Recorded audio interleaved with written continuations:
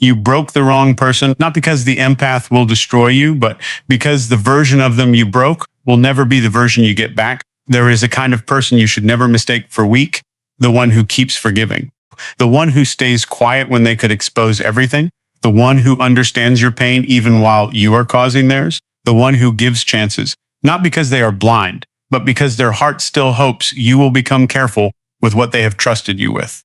That person is the empath. And if you break them, you may think you won. You may think you got away with it because they did not scream. They did not fight like you expected. They did not become cruel. They did not run around telling everyone what happened. They did not turn cold immediately. They went quiet, and that quiet can fool you because when an empath first breaks, they do not always look powerful. They look tired, confused, heavy. They replay conversations at night. They question what they saw. They wonder if they were too sensitive. They try to understand your wound before they fully honor their own. They remember the good in you so clearly that it makes walking away feel like abandoning a person who may not even exist anymore. That is why people underestimate them. They think the empath's pain means the empath has lost, but they do not understand what happens after the breaking. The breaking does not always destroy an empath. Sometimes it wakes them up. And when an empath wakes up, the first thing they lose is not love. They lose illusion. They stop believing every apology is repair. They stop believing every soft message means change. They stop believing potential is the same as character. They stop believing that understanding your pain means they must keep bleeding from your pattern. They stop believing that love requires self-abandonment. That is when everything changes. There is an empath sitting alone in a dark room, phone in their hand, reading a message from the person who hurt them. The message sounds familiar. Soft words, regret, maybe a little sadness, maybe a little guilt, maybe just enough warmth to reopen the door that used to open so easily before they would have replied, before their heart would have rushed toward hope, before they would have remembered the beautiful moments and ignored the repeated wound. But this time, something is different. They still feel the ache. They still remember the love. They still understand the pain behind the person's behavior, but they also remember themselves. They remember the nights they could not sleep. They remember the way their body tightened. They remember the confusion. They remember the apology that changed nothing. They remember the version of themselves that kept disappearing just to keep someone close. And this time they do not respond from the old wound. They put the phone down. That is where the regret begins. Not because the empath attacks, because the empath stops opening. The person who broke them expects the old door. But the lock has changed. You broke the wrong person because an empath does not come back from betrayal the same way they entered it. They may forgive you, but forgiveness is not the same as access. They may wish you healing, but wishing you healing is not the same as returning to your chaos. They may understand why you did what you did, but understanding is not an invitation to be hurt again.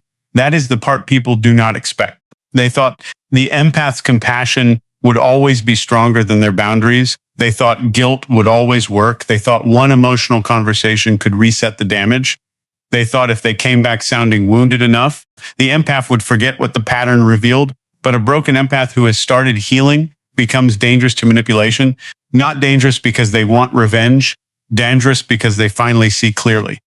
There is nothing more difficult to control than a soft person who finally believes the truth. At first, the empath tried to save the relationship by explaining. They explained the pain. They explained the impact. They explained what the silence did to them. They explained how the inconsistency made their body anxious. They explained why certain words stayed with them. They explained why the same behavior kept reopening something inside them. And they did it gently, too gently. They made their pain sound calm so you would not feel attacked. They protected your ego while trying to show you their wound. They gave you the map to love them better. But you used the map to avoid accountability. You argued with their feelings. You dismissed their sensitivity. You called them dramatic. You acted confused about pain they had already explained. And that is how you lose an empath. Not all at once, one ignored truth at a time. There's a moment when the empath finally understands that the problem is not that they failed to explain themselves. The problem is that they kept explaining to someone who benefited from not understanding. That realization closes something inside them. It does not close their heart to the world. It closes the door to you. That is why you will regret what comes next. Because the empath will stop trying to be understood by you. And when an empath stops trying, the connection is already dying. The messages get shorter. The warmth becomes careful. The questions disappear. They stop asking if you are okay every time your energy changes. They stop trying to decode your silence. They stop offering comfort to the same person who kept making them need it. They stop reaching. Not because they are playing a game, because their soul is exhausted from knocking on a door that only opened when you wanted access. You may notice it late, most people do.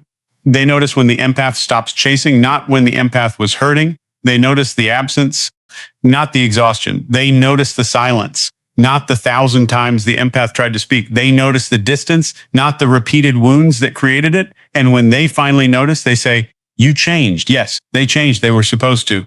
The version of the empath that you broke was the version that still believed you would protect what you understood.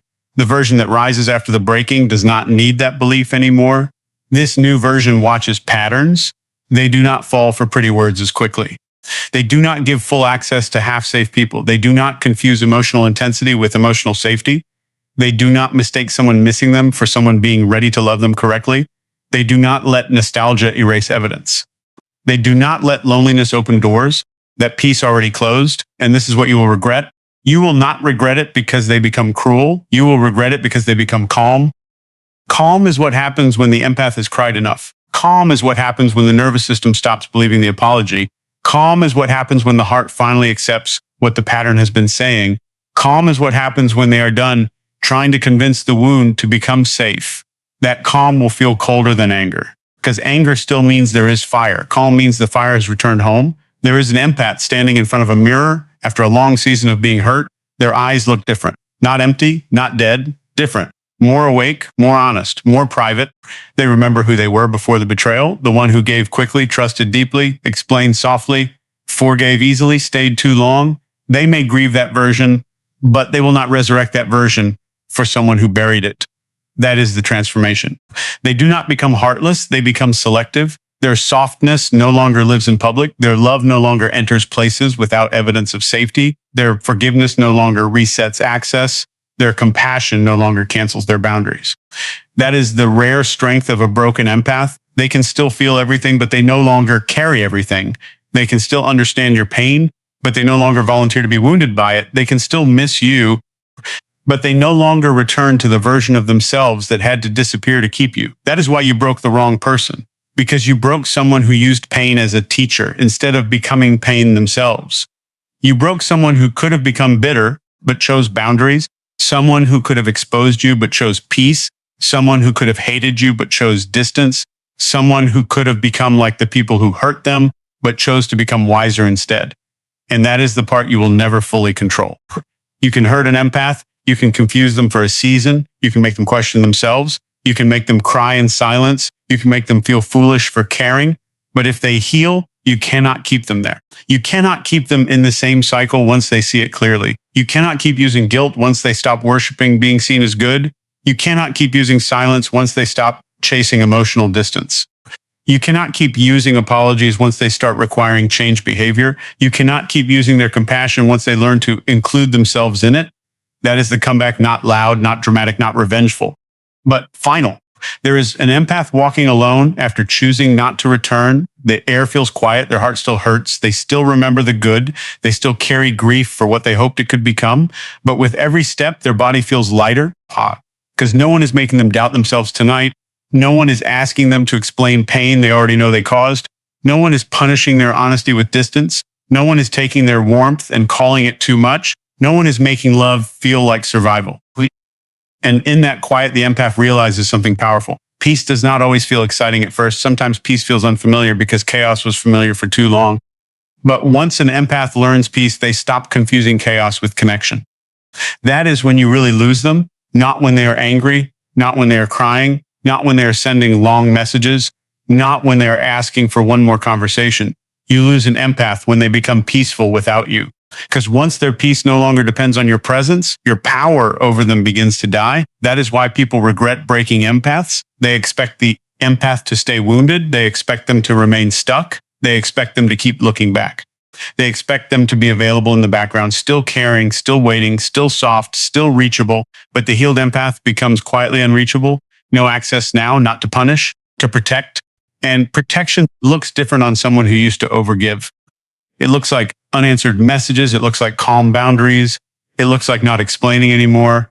It looks like choosing rest over emotional chaos. It looks like walking away from conversations that used to pull them in. It looks like letting people misunderstand them instead of losing themselves trying to be seen. It looks like not returning to the old place just because the old place misses the warmth it never protected. There is a person from the past who finally senses the shift. They send the message. They try to reopen the old door. They say, I miss how we were. They say, you are not the same. They say, I never meant to hurt you. They say, you know me better than anyone. And the empath reads it with a quiet heart. They do know you. That is why they are not coming back the same way. They know the cycle. They know the charm. They know the apology. They know the temporary softness. They know the moment where hope used to make them forget.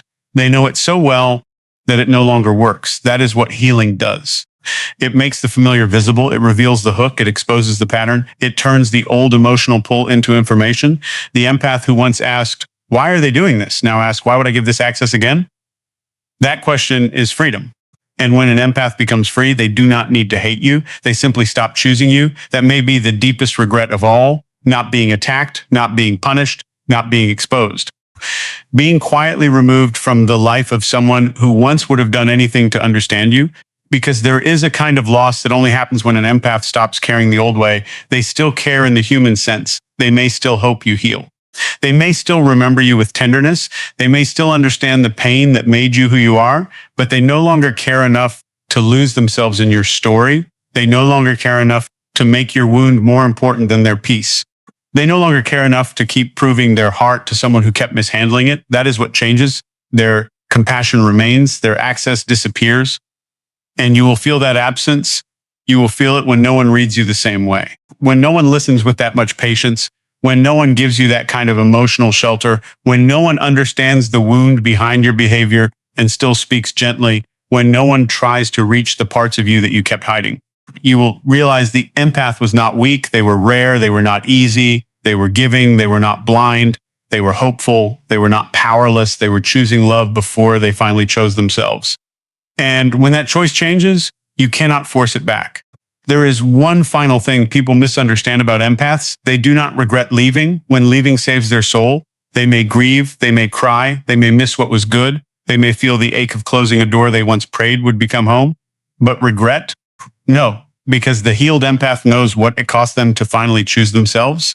They know how many nights it took, how many tears, how many repeated wounds, how many conversations, how many moments of guilt, how many times they almost went back.